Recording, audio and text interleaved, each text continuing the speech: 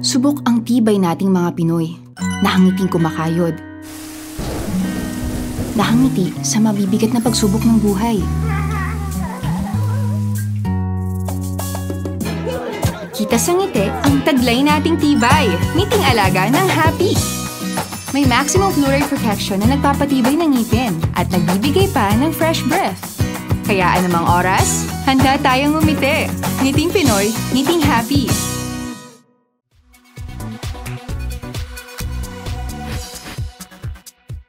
Hello Pepsters! Ngayon makakabanding natin ang stars ng Villa Quintana na sina Elmo Magalona at Janine Gutierrez. Thank you for coming. Si Elmo, second time na niya to. Yes, good to be back. Love it. So, yung last project niyo, magkapatid yung roles niyo. Ngayon naman, dito sa Villa Quintana, love team partners kayo. So, how did you adjust?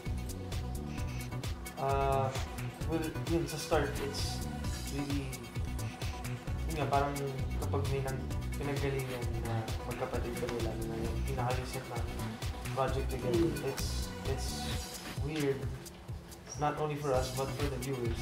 So, we really had to do something about it. And, yun, the best thing na ginawa namin was to do workshops and, wala lang, parang kusa lang talaga namin na mag-usap kami and to break, kumbaga, yung how we used to see each other. Yeah, how we used to see each other kasi nga parang ganun yung tingin namin sa isa't isa. So, I think with this show, nung nag-start na siya, nawala na yun sa tingin. How's it like shooting yung kissing scene? Meron pa? Wala pa. Wala pa. So How are you preparing na? O natural na lang yan sa ano nyo, paglalabas? Siguro magmumukha na lang siya natural. Ano, we watched you sa emotional scene mo with Sunshine Dizon. Nasa kulungan and umiiyak ka doon, sorry. In real life ba, may times na, may pagkakataon ba na gusto mong balikan at bawiin kasi naging pasaway ka? Siguro yeah, meron. Hindi naman super serious, pero there are times na syempre medyo magiging rebellious ka sa magulang mo, sa mga gusto nilang gawin mo, and then ikaw ayaw mong sumunod. Nangyari na yun sa akin, and then yun, natuto ako the hard way. So, feeling ko, yun, sana may balik ko. Yes, nakaka-regret na. But, in reality naman, nakatulong din siya sa akin. It's an experience. Yeah, made me grow. That's how I am right now. Ikaw ba dyan sa parents mo, meron ka bang ganung moment na sana hindi ko pala ginawa yun? Siyempre, siguro lahat naman tayo may mga nagagawa na tayo, hindi natin sinasadya. So, nakaka-relate din ako dun sa character ni Isagani na marami siyang sana iba yung ginawa niya. May mga tao pa rin na pinagtatapat ikaw sa si Daniel Padilla. Kasi ikaw sa Channel 7, siya sa ABS-CBN. Ano yung reaction mo doon sa mga ganun comments? I think it's sort of parang a compliment na rin. Because, wala lang, syempre parang people put you in a competition. And then, I think it's just healthy na may ganun. Because, you feel like you're not alone na trying to achieve the goals that you have in life. Meron kang mga kasabayan. And wala lang, parang for me, it's healthy that merong iba dyan na parang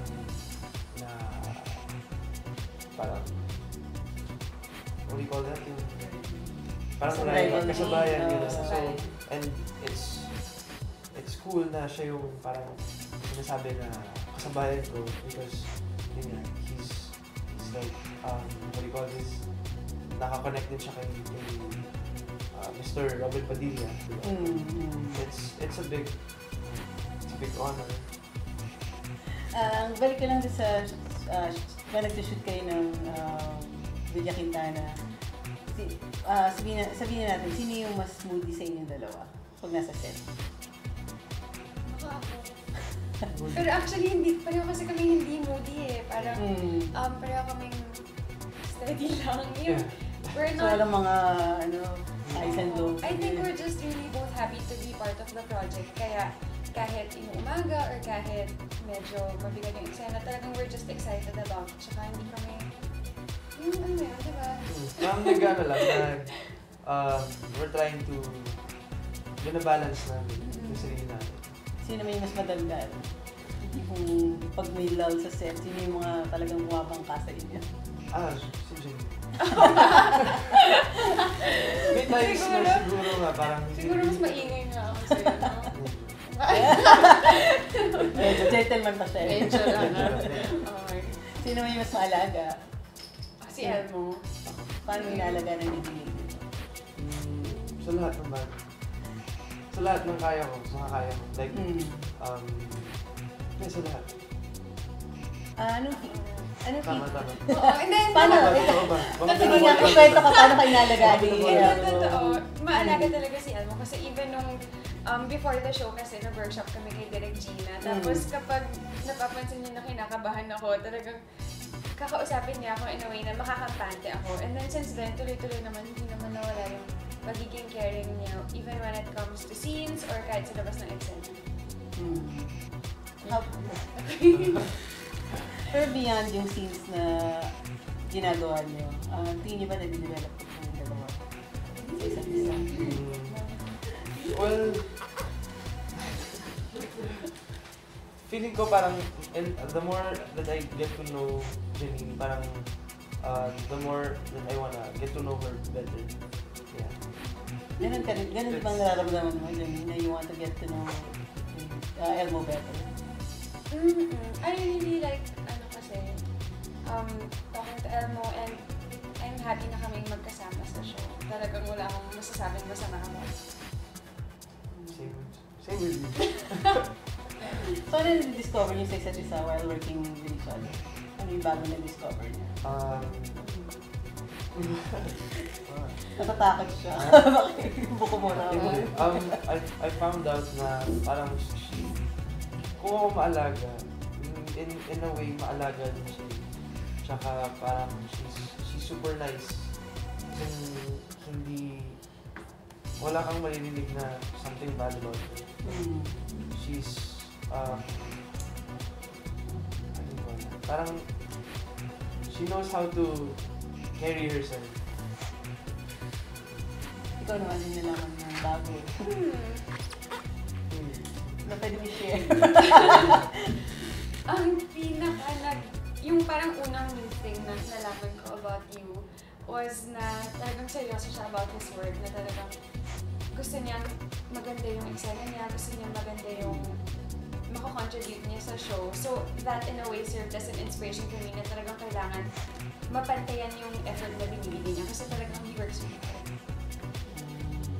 So after ng taping, may times ba na lumalabas kayong dalawa lang? Pero bago niyo sagutin yan, magbabalik ang pep talk.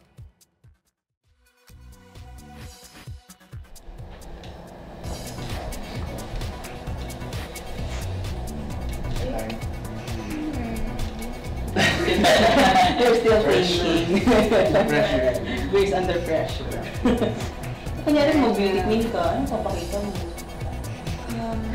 Sasabi ka sa pageant. Oo nga! Siguro hindi ako nag-beauty queen. Nadagdagan.